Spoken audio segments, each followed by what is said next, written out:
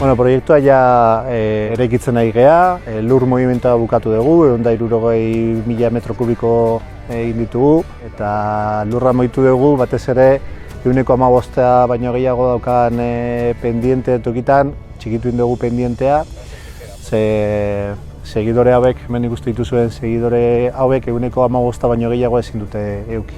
Bilatu duguna da ia toki gehienetan, segidoreak hegoaldera egotea orientatuak, eta gero segidore hauek egiten dutena da ekialdetik mendebaldea jarraitzen diote eguzkiari efizientzia hobea aurkitzeko.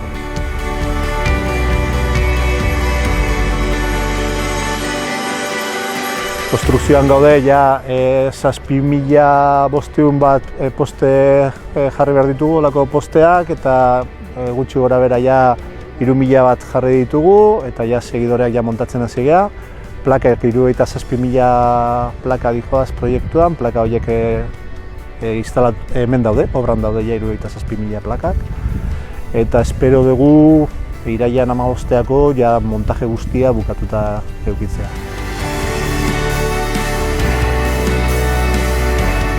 Euskadin 15 urtetan instalatu dira 25 megabatio potentzia, eta guk hemen ditugu 24. Generatzen dugu energia gehiago, leheno dagona baino. Bai, bikoiztu egiten da.